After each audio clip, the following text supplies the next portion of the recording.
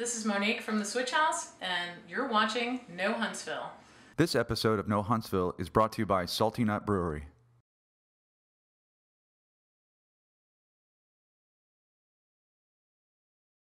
Are you ready, Joe? Yeah.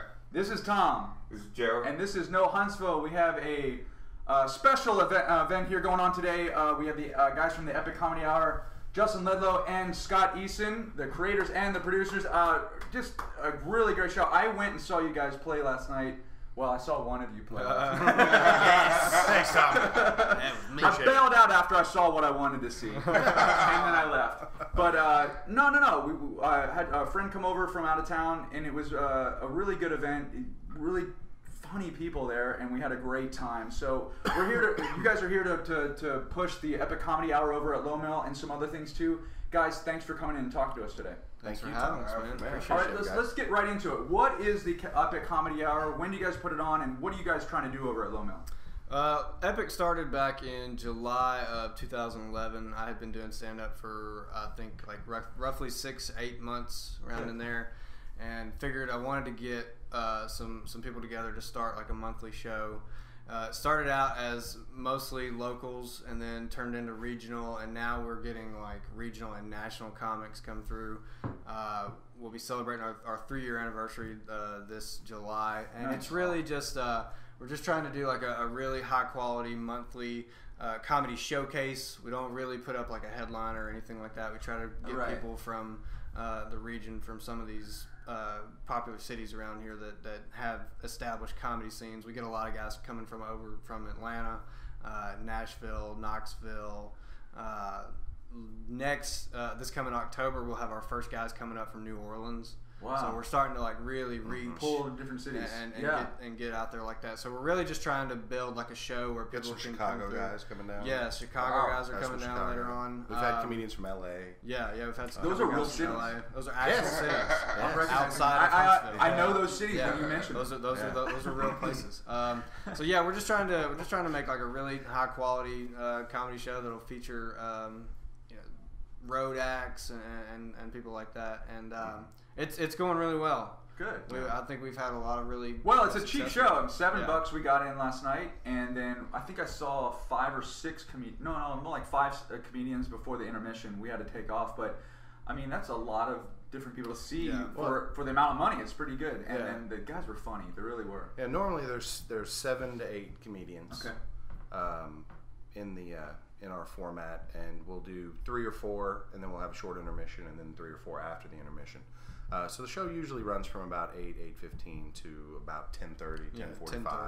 Yeah. So really for $7 entry plus, with the Low Mill being BYOB, it's really the most bang for your buck. It is a cheap You're getting a date 3-hour night. show. Yeah, bring somebody by. Really funny comedians. I mean, some of these guys that we get on the show are like, they're on the cusp. Yeah, yeah. Like they've done TV, they have credits. They're this close to breaking out. Yeah. So you could literally come to Epic Comedy Hour and see somebody that could be, get a Comedy Hour or a Comedy Central half hour, or be cast on a show. Like last month in April, we had Rob Hayes. Rob Hayes has recently opened for Dave Chappelle and Aziz, not Aziz, Rory Scovel. Aziz, yeah. And then we had Gilbert Lawand, who also opened for Aziz Ansari at the Fox Theater in Atlanta. And the Fox Theater is a massive theater. 5,000 and seats.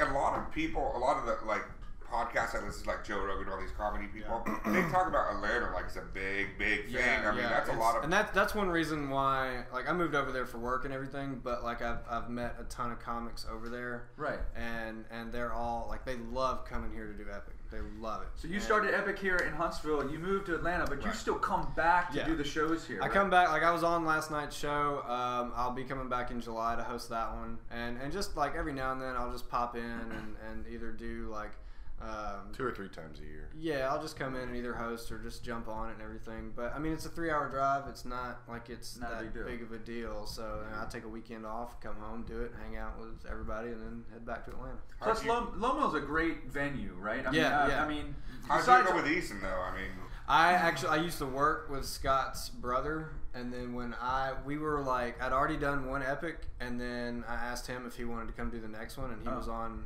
August of 2011, and then from then on it was like, well, you're definitely gonna help for sure from now on. So yeah, it's And then when I moved to Atlanta the first time, I put him and Tim Kelly and Jason Steinhauser in charge to kind Our of other rotate. 2 co-producers who we have to give a shout out to, Tim Kelly and Jason Steinhauser. They pretty much kind of help run the show, and with the 3 of them, they rotate out hosting duties, and then sometimes they're on the show too. So having them on board to kind of help run things while I'm not really here helps out a lot. Right, and I was saying earlier that the Low Mill is a great venue, but the Flying Monkey, that theater is a really nice theater. Yeah. You go back there, and you don't know what you're going to expect when you go back there. But you go back there, and it's a really nice setup. Yeah. They got a ton of area where people can sit down and watch the show. But it's a nice place to actually see shows there. Well, the venue is actually integral to our success. We can't forget about the Flying Monkey Theater and the Low Mill. First off, if you've been there, it's kind of like the cultural epicenter of town. It really is. Absolutely, there's so much diversity there, and people who come in from out of town are always like, "Oh my God! Like I can't believe this is here." Exactly. And then the BYOB factor, but then it doesn't hurt. Then the theater layout of it. I mean, the acoustics are really great. It's just a really great theater. It seats. We normally get about 250 people in there, but these guys that are coming from Atlanta and other cities, they're used to working these very small clubs or theaters that hold 75, 80 people max. But now they're coming into an you say that number, you say 250, but it still feels intimate. It still feels like a very small venue. When I was there last night, I would never suspect that it holds that many people. Because it feels like a very kind of a. You sit in the audience, you're like, dude, I hope you don't see me and start ragging on me here.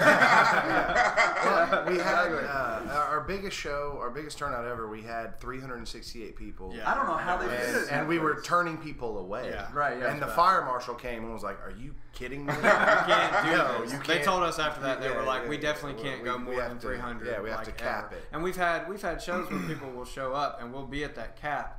But then we'll have to keep turning away. So like you get leakage. People will leave after intermission, yeah, and then you'll have people that will come in and take their. I leaked last night. I saw what I wanted to see. Maybe it could be an epic comedy on the docks or something. That'd be awesome. Outside comedy stuff.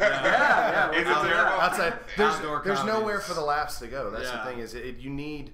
That's why the theater. You need the laugh to reverb around and fill the room. Outside, it's just into the ether. Yeah, and I think we touched on this last time that when we kind of had a conversation. But comedy is a very hard thing to do.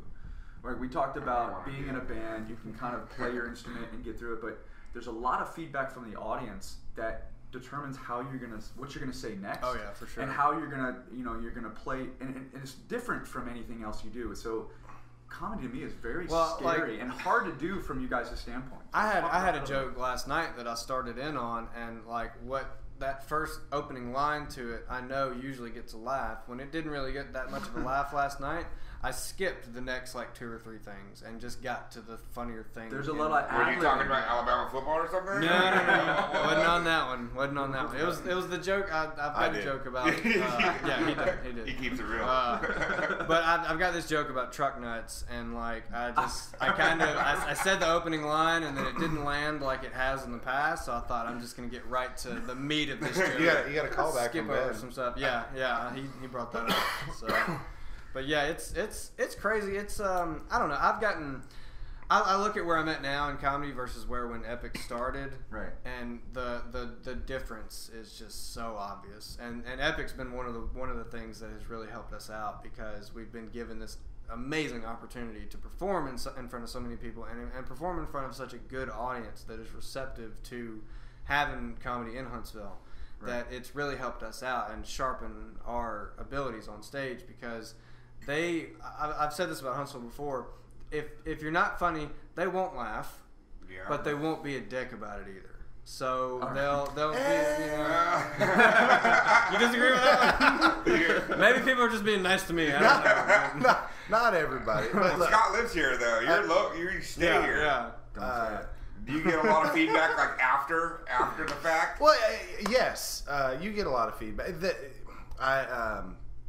People are very nice to you, but if you come down at any show, and this is true, like I've traveled in comedy, it's always you'll go out into the crowd and people will be like, this guy was funny, that guy sucked. Yeah, they'll tell you. Yeah, they'll be like, you were funny, but that guy sucked, and you're like, oh, that's me. Don't say that. You're probably saying that about me. I'm hanging out with that guy later. Yeah, exactly. A friend of mine. I've seen, I've had at the, people who are on Epic, like didn't have a good set, and they come downstairs, and people will be smoking, and they'll have their backs turned, and they'll be like, "Well, that guy was terrible," and the guy's like standing right behind him, and he's like, "Oh, that's a hard thing about comedy, man. You're there by yourself. Man. You're on an island." Yeah. Well, look, I gotta imagine that all comedians, if you're doing this stuff, you have very thick skin. If you don't, you wash out pretty quick, and you have to be able to take some of that. So yeah, the criticism is definitely it's up there. Like I do improv too, and the criticism for us as improvisers is not nearly as much because we have the leeway of, well, you just made that up off the top of your head. Yeah. Oh, right. So we'll give you some credit if that scene kind of sucked. So, but with stand-up, it's like, no, you spent a while writing this. You should be responsible. Right. I think there's a flip side of that too, because some people who are kind of uneducated about comedy are still, they're like, oh, you just come up with it. They think we just get up there and talk. Right. Yeah. Like, they don't think about the other side. They don't understand that, like, we're in the lab. You're crafting the working jokes. on our craft. That's a formula, to bring it out. It's so hard. And examining like every word. Well, it gets easier. I mean, I don't want to say it ever gets so easy that you don't think about it. It's kind of like that thing they say, like if you're not getting nervous before you go on stage, if you don't have nerves anymore, then what are you doing it for? Yeah. You know what I mean? It's like you still need that adrenaline and those butterflies of like, this is gonna, I'm excited and I'm a little nervous. Because you're trying something new, you might be trying a new joke that might fail. So there's that nervousness that comes along with it.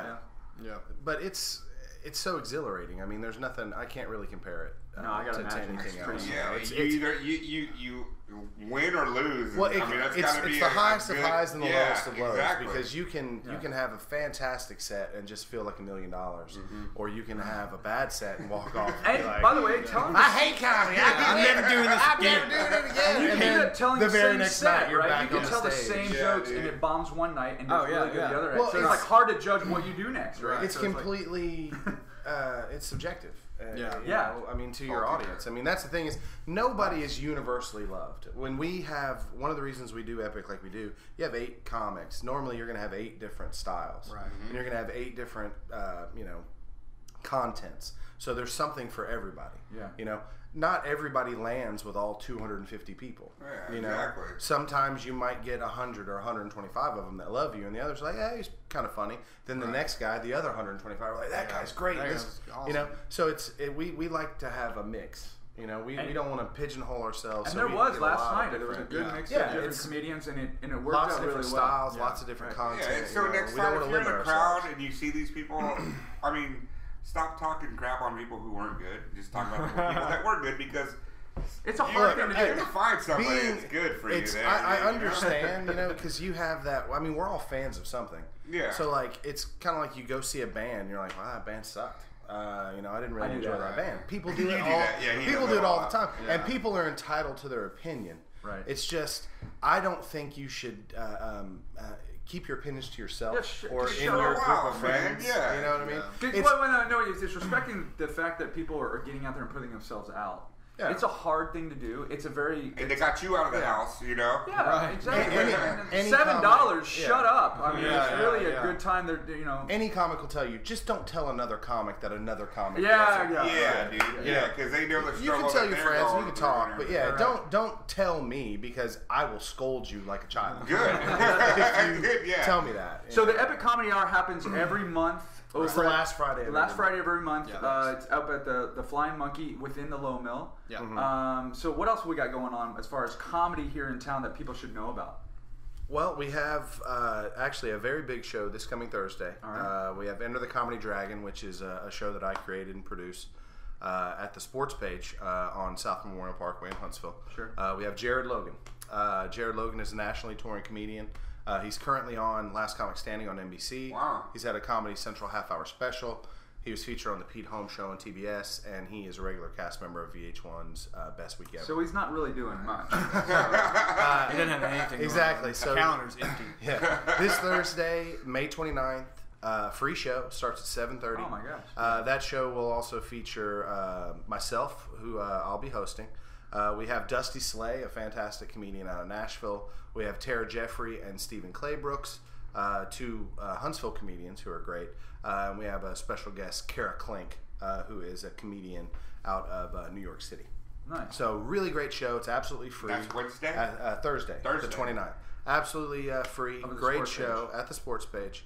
And the next night on the 30th, Jared will be recording his first album in Nashville, Tennessee at the High Watt. So we're actually getting an album preview show for free. Oh, Here in Huntsville the night before he records. What time does that start? Show starts at 7:30. 7:30. Yeah, show starts. We need to do our weekend preview early, and we'll push it because we need to go and see that's a good idea. And we'll maybe give away a grab bag or something. You know, go over there and see these guys. And we'll put up the website here for the sports page too, so people can get information about that. We're on Facebook as well, so it's facebook.com/enterthecomedydragon. You can check that out. All right. And also you can look at hsvcomedy.com, which is a website that was recently created by actually a fan who's a great guy. His name's Larry Wilborn. He comes to all of our shows, and he took it upon himself to make a fantastic website that will satisfy all your Huntsville comedy needs. It's hsvcomedy.com. So he should watch No Huntsville, and if he wants to do anything for us, just feel free as a fan to do whatever you want. Also, as far as open mics, if you want to try comedy, every Monday at Maggie Meyer's Irish Pub over off of University Drive, they have TGIM hosted by Matt Tate. Nice. That is at 8 o'clock every Monday. Sign-ups at 7:30. Then on Wednesdays, every Wednesday, the longest running open mic in Huntsville, Coppertopia, hosted by Mark Bentley. Show starts at 8 o'clock. Sign-ups at 7:30. The first and third Tuesday of every month, we have Quips and Salsa at Chips and Salsa Sports Bar on Bailey Cove. Very catchy, very catchy. First and third Tuesday of every month. That's an open mic. Show starts at 8. Sign-ups at 7:30. We have a rotating host. Just come in and find a comic at the back. It's a bunch of comedy, man. Yes. Coming up, I can keep going. Coming up on June 7th. Well, this guy lives in Atlanta, so I'm covering all the stuff. This is kind of something you started, man. All this.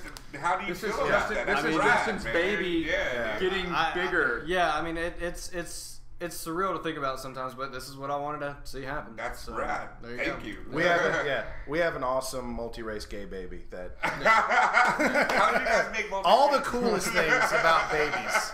We've got it here. Nice.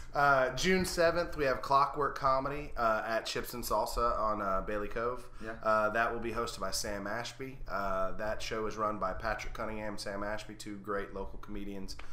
June 13th, we have Homegrown Comedy, which will be at the Low Mill, the Flying Monkey Theater, featuring local comics as well as a couple of guys from different parts of the state. So I think they have some Birmingham comics coming up. Yeah. So they're more of hence the name Homegrown. You know, we kind of reach regionally and nationally. They keep it localized. So that will be on June 13th. That's a great show. Same thing, $7 BYOB at the Low Mill. Nice.